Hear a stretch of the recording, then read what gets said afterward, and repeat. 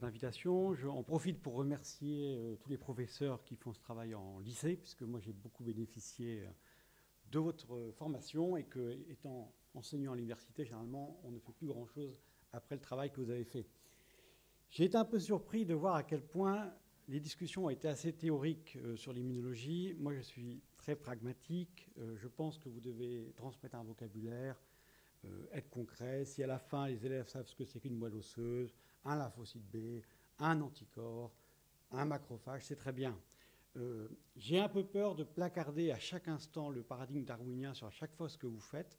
On peut faire de la bonne biologie en étant finaliste. Moi, j'adore Darwin, mais je trouve que c'est bien aussi de... J'ai un peu peur pour nos enfants, si vous voulez, de ce cadre un peu conceptuel qu'on placarde.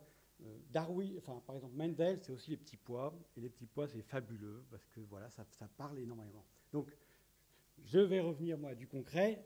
Donc, c'est pas pour critiquer, j'adore. Il faut conceptualiser, mais je pense que pour les enfants, il faut faire attention à partir de choses assez simples. Alors, l'objectif de cette conférence est double. Donc, je l'ai traduit en français récemment. J'espère qu'il n'y aura pas trop de fautes d'orthographe. Je suis un peu dyslexique, on ne voudrait pas. Mais deux choses. Vous expliquer ce que c'est qu'une découverte en immunologie aujourd'hui. Donc, comment on a découvert les toll-like récepteurs. Et vous allez voir que c'est très compliqué, qu'en fait, la notion de découverte est compliquée. Et puis, quelques informations sur leur rôle dans l'immunité innée. Donc, voilà. Alors, l'idée, vous avez ici un récepteur TOL, donc schématisé par sa structure. C'est un récepteur transmembranaire. Il a un domaine extracellulaire, un domaine transmembranaire et un domaine intracellulaire. Les récepteurs sont des molécules de signalisation. Elles reçoivent ici un ligand et activent une cascade, un facteur de transcription qui va induire l'expression de gènes. La découverte qui a été faite chez les mammifères, c'est que ces toll-like récepteurs sont capables de reconnaître des ligands microbiens, que je définirai un peu plus tard, et d'activer des réponses immunitaires innées et aussi un impact sur l'immunité adaptative. Donc ça, c'est le concept de base. Une petite introduction. Donc déjà, définir immunité innée adaptative. Alors on pourrait épiloguer longtemps, mais dire qu'au cours de l'évolution, il y a deux types d'immunité qui ont été observés, en simplifiant. L'immunité adaptative, elle est présente que chez les vertébrés, c'est un mystère pourquoi elle est là. Elle est basée sur des réarrangements somatiques, c'est quelque chose de fabuleux, qui fabriquent les récepteurs des cellules T, des cellules B, et puis il y a ce concept de sélection clonale qui permet donc tout un répertoire de reconnaissance, une très grande spécificité, une mémoire, et un point important, elle requiert une stimulation. Elle ne peut pas être, généralement, elle n'est pas déclenchée par elle-même, elle requiert une stimulation par l'immunité innée. Alors l'immunité innée, c'est ce qu'on appelle, c'est le reste, si vous voulez, c'est ce qu'on retrouve chez plein d'organismes, chez la mouche en particulier. Chez les mammifères, c'est toutes sortes de mécanismes, phagocytose, natural killer, peptides antimicrobiens, compléments. Le point clé, c'est qu'elle est immédiatement active, et puis on va voir qu'elle déclenche aussi l'autre réponse, elle participe. Alors un petit point qui illustre cela, vous infectez une personne, par exemple une blessure au niveau... Quelles sont les différentes lignes de défense? Les barrières physico-chimiques, extrêmement important, la peau, qui fait l'interface. Si la peau, la barrière est passée, vous avez l'activation de l'immunité innée en quelques heures, l'immunité innée qui se déclenche. Si ça continue, la réponse adaptative. Pourquoi la réponse adaptative est plus lente? Parce qu'elle se base sur la division cellulaire de lymphocytes. Et donc c'est long, il faut que les cellules se divisent, s'amplifient. Et puis si ça ne marche pas toujours, vous avez une maladie, etc. Alors un concept clé, donc je vais être un peu conceptuel quand même dans une diapositive, c'est le concept de pattern recognition receptor. Alors, quand je discute, moi j'enseigne l'immunologie, je trouve que c'est plus facile de l'enseigner aujourd'hui qu'avant, maintenant qu'on comprend l'inné et l'adaptatif. En tout cas, voilà. Donc je pose à mes étudiants de troisième année, vous êtes malade, qu'est-ce qui déclenche une réponse immunitaire? Donc ça c'est quelque chose de très concret, pourquoi vous activez une réponse immunitaire, pourquoi de la fièvre? Tout ça. Alors, même nos élèves de troisième année, en Suisse, dans une très bonne école, mais ils sont souvent hésitants. Bon, ils sont silencieux, calmes comme sont nos élèves aujourd'hui, mais j'essaye de les pousser. Vous êtes dans la meilleure école, répondez-moi quand même. Vous ne savez pas ce que...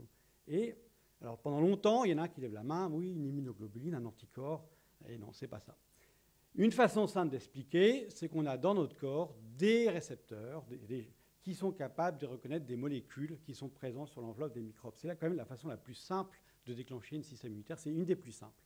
Donc, Ça a été proposé par un immunologiste, hein, c'était déjà connu un peu avant, mais il l'a conceptualisé.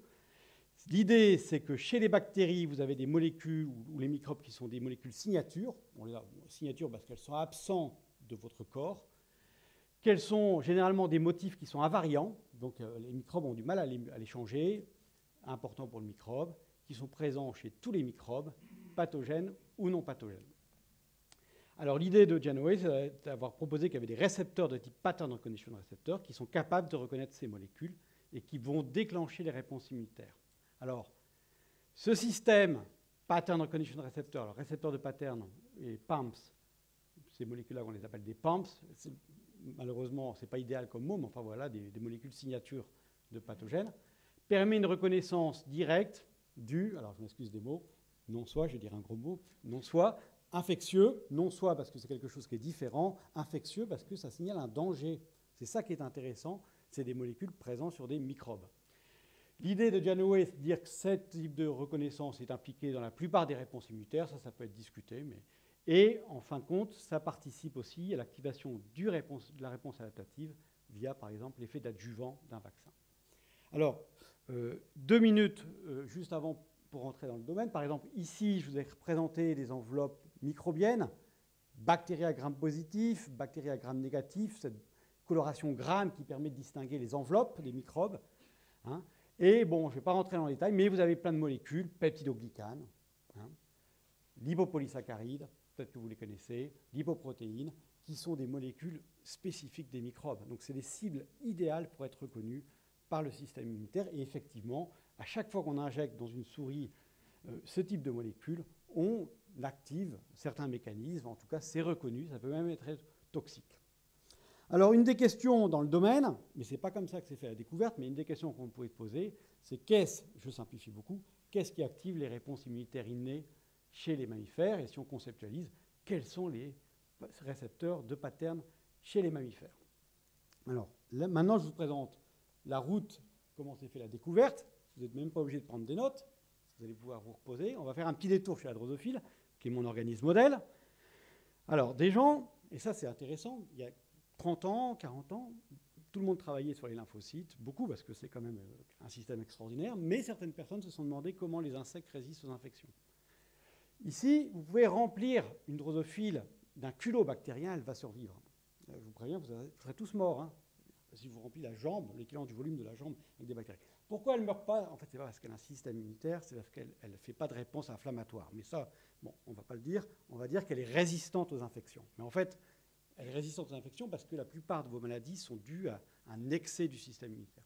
Mais on va dire qu'elle est résistante aux infections. Donc les gens sont intéressés. Pourquoi? En travaillant sur des insectes, ils ont vu que dans le sang de l'insecte, il y avait une activité antimicrobienne.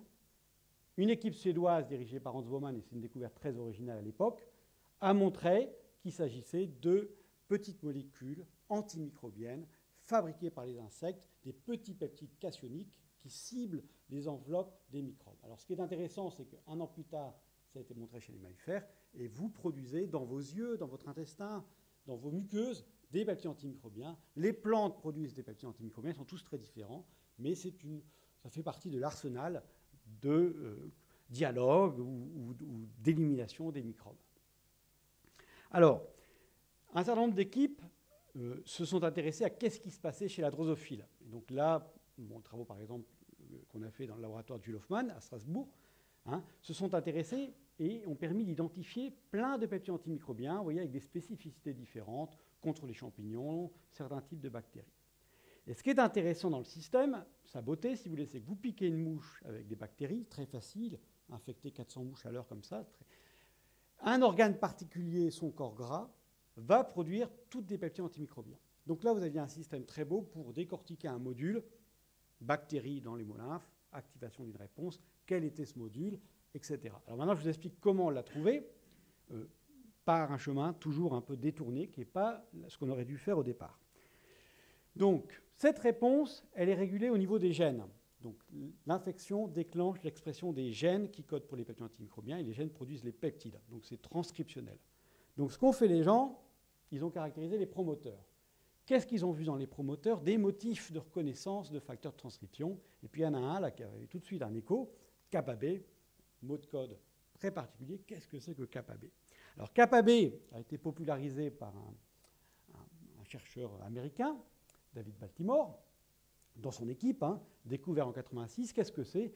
C'est un facteur de transcription, alors énormément de recherches, qui peut être activé en réponse à des cytokines, genre l'interleukine 1, le TNF-alpha, et qui va réguler des gènes de la réponse inflammatoire. Il a été en particulier aussi caractérisé par Philippe Kuruski, Alain Israël à l'Institut Pasteur, en compétition sans doute avec David Baltimore. Juste une petite note, 250 000 papiers ont dans son titre NF-kappa B, qui indique que c'était certainement un mot-clé pour réussir à publier des articles. Mais voilà, donc c'est sans doute, on peut en discuter pourquoi, mais on a appelé ça un facteur de transcription à la mode. Pourquoi à la mode? Parce que les gens ont dit, en bloquant NF-kappa B, on va bloquer la réponse inflammatoire, on va faire des anti-inflammatoires. Ça n'a pas marché jusqu'à présent. D'autres méthodes vont exploser. Donc je reviens aux petites mouches. Il y a des motifs kappa B, donc il y a des facteurs NF-kappa B. À l'époque, il y avait un facteur NF-kappa B qui était connu. C'était un qui joue un rôle dans un processus complètement différent, le développement. Alors, vous devez peut-être savoir qu'en Allemagne, dans les années 80, une femme, Christiane Nussen-Vollard, une Allemande, avec un Américain, Eric Wichaus, ont cherché à identifier toutes les mutations qui affectent le développement de la drosophile. Donc des mouches qui n'ont pas de tête, des mouches qui n'ont pas de dos, pas de ventre, etc. Très beau travail qui est basé sur des mutagénèses à très haut débit, en regardant des petites larves de drosophiles et en cherchant des mutants qui affectent ce pattern. Un mutant qu'ils ont obtenu, il est là, regardez, présenter un phénotype très particulier. Quand les femelles sont mutées pour TOL, l'embryon est dorsalisé. Quand les femelles sont activées pour TOL, l'embryon est ventralisé. Ils l'ont appelé TOL. TOL, ça veut dire en allemand super. Bon, ils étaient contents. Voilà. Chez la drosophile, on peut s'amuser un peu comme ça. Donc, cette personne, une américaine, Catherine Anderson, a ensuite, dans son laboratoire, travaillé sur TOL, l'a cloné, et de nombreux travaux ont montré que TOL était activé par un ligand, spätzle. Alors pourquoi spätzle? Parce que, si vous voulez, les embryons ont l'air dorsalisés, comme des petits spätzle, qui active pelle, tube, cactus, et ça active dorsal. Et qu'est-ce que c'est que dorsal? C'est NF-kappa B. D'accord? Donc ça, c'était un très beau travail de développement, complètement à l'écart de l'immunologie. En 1991, deux personnes ont fait des petites notes en montrant « Ah, c'est intéressant, cette voie de signalisation chez la drosophile, qui est là, TOL, dorsal, c'est la même que la voie interleukine 1 récepteur, NF-kappa B. » Donc ça, c'est l'idée que vous avez des chemins, des voies de signalisation conservées, pas complètement conservées en fait, qui sont conservées d'un individu à l'autre, qui a émergé, je dirais, il y a une quinzaine d'années, et c'en est un exemple. Dans ce cas-là, c'était développement de la drosophile, réponse immunitaire des mammifères. Alors, le travail de Strasbourg a consisté à montrer que cette voie TOL était réutilisée dans la réponse immunitaire et elle régulait les peptides antimicrobiens. Donc, comment sont régulés les gènes codant les peptides antimicrobiens? Eh bien, ils sont régulés pas par une voie, mais par deux voies de signalisation, la voie TOL et la voie IMD. Ces deux voies sont activées par différentes classes de microbes et ça conduit à l'activation de facteurs NF-kappa B qui induisent l'expression des gènes codant les peptides antimicrobiens. C'est assez joli, simple, dichotomique. Un point tout de suite très clair, chez la drosophile, mais on le savait dès le début, TOL est activé par un ligand, une protéine endogène, spätzle. La reconnaissance du microbe a lieu en amont. Alors, avant, donc de 96 à, on va sauter à 97, mais je fais une petite parenthèse pour vous expliquer ce qu'on a fait chez la drosophile après ça. Les gens se sont intéressés comment la drosophile reconnaît les microbes. Et ils ont identifié finalement les récepteurs. Par exemple, la voie IMD est activée par une protéine qui reconnaît le peptidoglycane. Donc c'est un pattern recognition récepteur, exactement, ça marche bien avec la définition de Janoé, qui reconnaît un peptidoglycane de bactéries à gramme moins. La voie TOL, elle est activée ici par une molécule circulante, PGR-PSA, qui lie le peptidoglycane, mais de gramme positive. Les champignons sont reconnus par une protéine qui lie le glucane. Donc on a finalement identifié ces molécules de reconnaissance. Et puis en travaillant un peu plus, on est arrivé à ce joli modèle, si vous voulez, de régulation des voies TOL et IMD avec plein de composants identifiés. Ce qui est beau, c'est que c'est deux voies différentes, couplées à des récepteurs différents, qui permettent d'induire des réponses immunitaires différentes. Donc ça, c'est en simplifiant beaucoup, évidemment. Un aspect intéressant, c'est que la conservation avec les mammifères, elle est globalement dans la région intracellulaire. Elle n'est pas partout, la mouche n'est pas un être humain, etc. Mais il y a des points communs au niveau des voies de signalisation. Alors maintenant, on va aller, qu'est-ce qui s'est passé et on va passer à la souris, puisque le travail quand même a été fait chez la souris.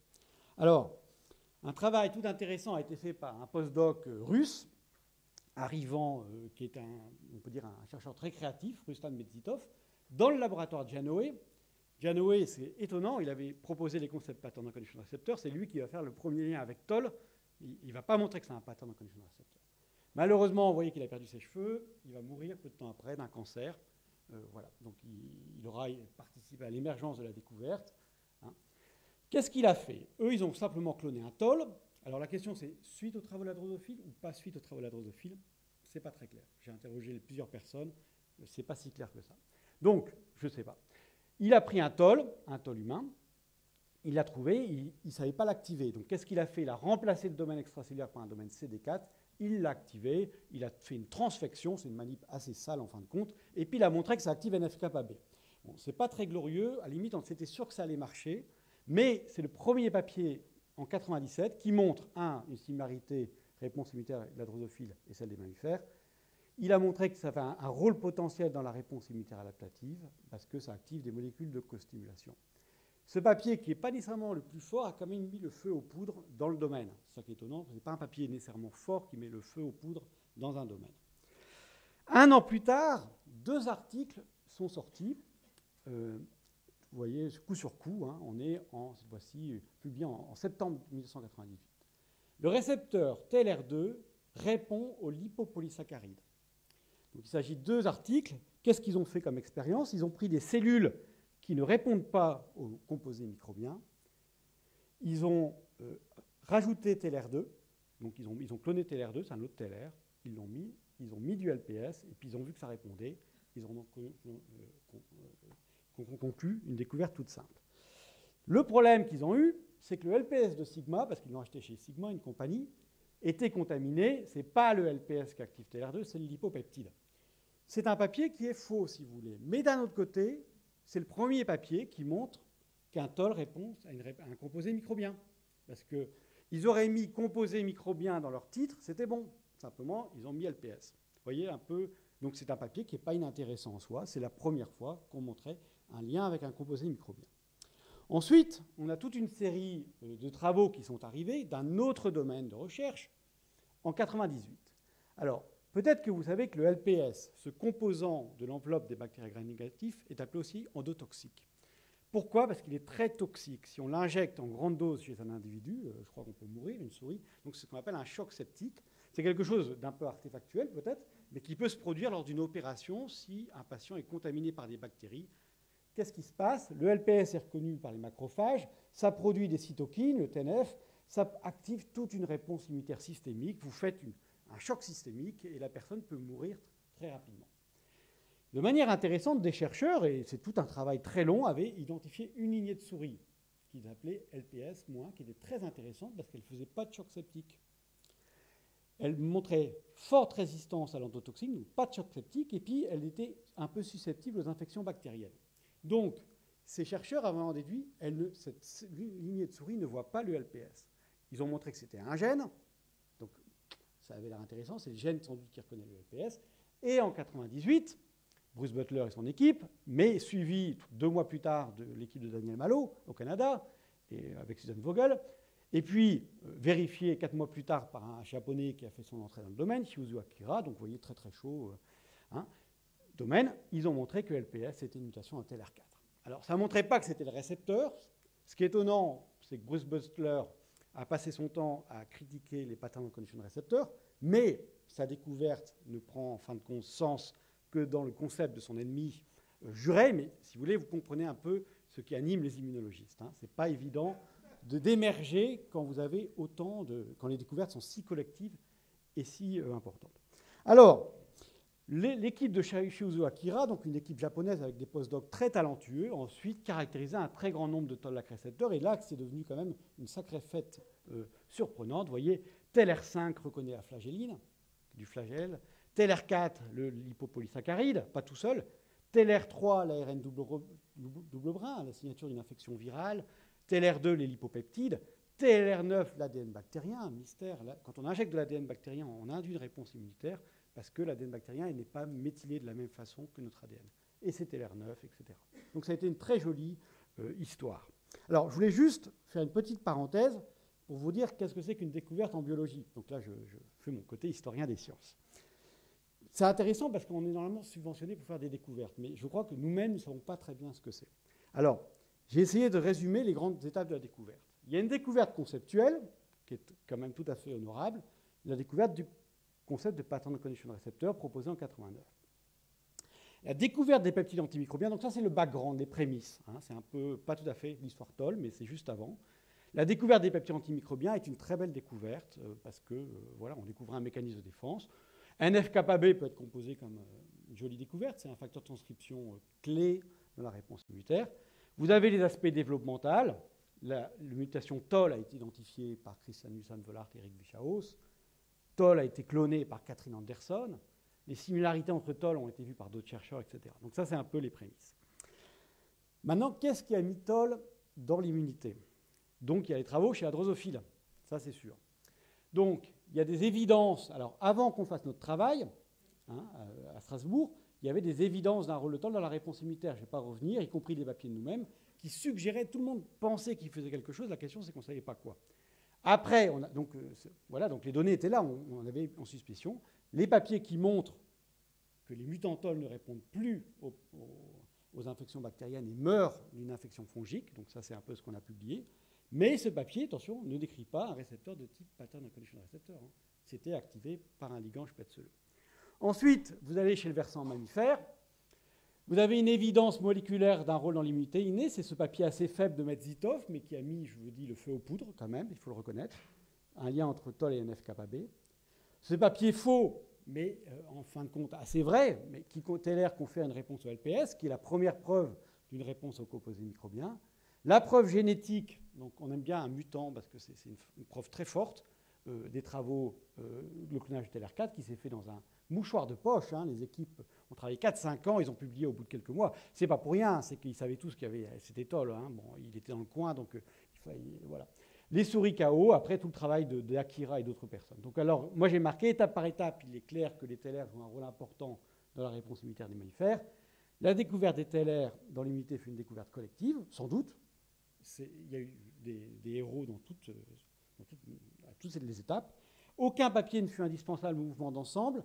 Certains ont joué plus, par exemple, le papier de Metzitov a certainement activé beaucoup d'autres équipes à le faire. C'est peut-être pas le plus beau des papiers, mais il a joué un rôle clé. Donc c'est pas simple de déterminer les étapes clés. Donc c'est en fonction de votre goût. Vous aimez bien les concepts, vous vous tournez vers Janeway. Voilà. Ce qui est intéressant, c'est qu'il y a quand même une étape chez la mouche et une étape chez les mammifères. Ça, on peut le reconnaître parce que Toll, il n'aurait pas trouvé étape qui soit dans le développement ou dans l'immunité. Hein. Donc voilà une découverte, un peu comment ça se fait, plein de laboratoires qui travaillent, chacun met des pièces dans le pulse, etc. Bon, c'est plutôt joli.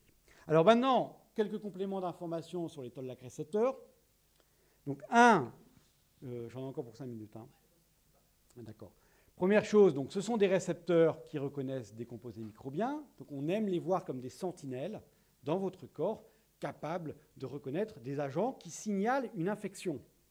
Alors, c'est vrai qu'aujourd'hui, avant on le voyait dans un contexte guerrier, maintenant on le voit plus dans un contexte de symbiose. C'est en fait des molécules qui dialoguent avec les composés microbiens qui nous entourent, pathogènes ou pas pathogènes. Ces Toll-like récepteurs sont localisés à 2 endroits, à la surface des cellules, et ils vont conférer une résistance à certains microbes, ou dans les endosomes, donc dans les phagosomes, si vous voulez, certains. En tout cas, tous les récepteurs qui reconnaissent les acides nucléiques sont dans les endosomes. On s'est longtemps demandé comment fonctionnaient les Toll-like récepteurs, et donc je vous montre une image. Voilà l'idée. Vous avez ici un ligand microbien, donc ça c'est une remodélisation à partir de structures. Vous avez 2 domaines extracellulaires avec ces motifs à leucine. Le motif bactérien va coupler les 2 molécules. En couplant les 2 molécules, vous rapprochez les régions intracellulaires. En rapprochant les régions intracellulaires, vous recrutez les adaptateurs et vous signalisez.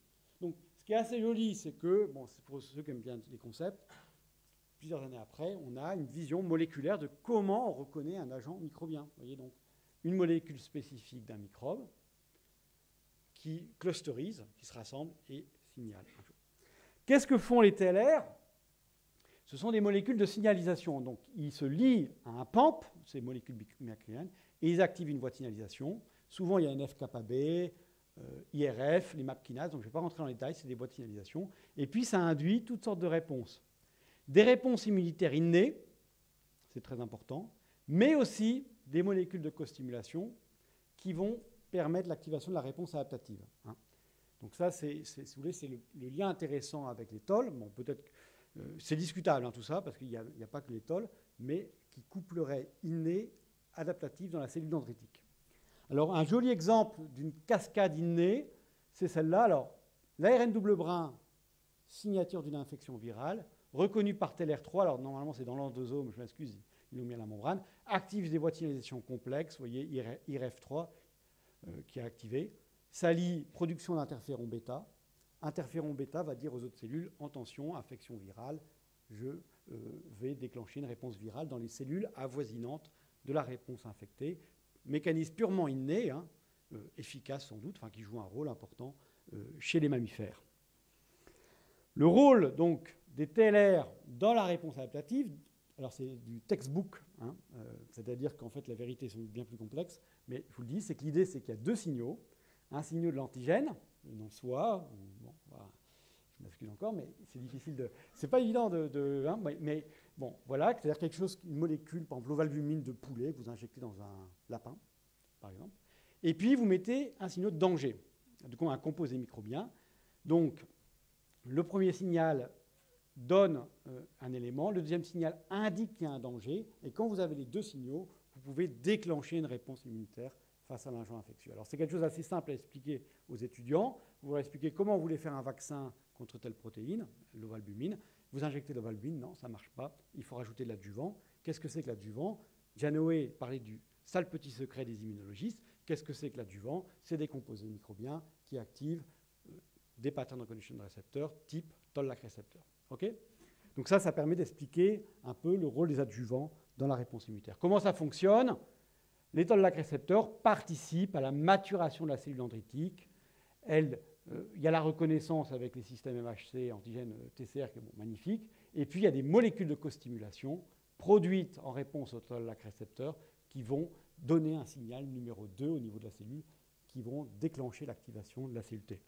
Voilà. Alors, c'est évidemment simplifié, mais bon, il vaut mieux, c'est déjà à ce niveau-là pas mal pour vos élèves, si...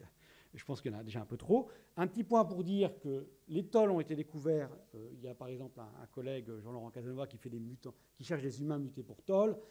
Évidemment, ils ont des phénotypes subtils, c'est compliqué, on n'a pas encore compris ce qu'ils font. Et puis surtout, c'est qu'on a découvert, suite au toll, ou indépendamment, plein d'autres mécanismes de molécules de reconnaissance. Donc aujourd'hui, on peut dire qu'on a quasiment fini, parce qu'on vient de découvrir la dernière qui reconnaît de la présence d'ADN dans le cytoplasme, on a quasiment fini ce travail d'identifier les molécules de reconnaissance de ces fameuses molécules microbiennes. C'est-à-dire qu'à la limite, on connaît quasiment tous les récepteurs. Il y en a une quinzaine, ou peut-être 10, voilà, dont 9 tolls. Ça, c'est très intéressant chez les mammifères. Mais d'autres molécules, certains disent les nodes, des hélicases qui reconnaissent... ici, vous avez des hélicases qui reconnaissent... des acides nucléiques, etc. Donc ça a été tout un domaine de l'immunologie quasiment clos. Le domaine devient moins à la mode, d'autres choses deviennent à la mode, le dialogue avec le microbiote, etc. Donc les chercheurs sont en train de sauter discrètement dans le nouveau domaine. Et voilà. Donc vous avez vu, j'espère, un peu une découverte en immunologie. La complexité, chacun prend des informations là où ils sont. Il y a une sorte de mouvement collectif avec... et puis, d'un point de vue conceptuel, alors moi, dans mon cours, ça m'aide quand même. Je présente quand même l'inné d'abord, ensuite l'adaptative, ensuite j'explique cette théorie des deux signaux qui est assez simple, qui n'est peut-être pas tout à fait vraie, mais qui permet d'expliquer qui montre qu'il n'y a pas que l'antigène. Et voilà. Et puis après, on peut aller dans les étapes plus compliquées et fascinantes de l'immunité adaptative.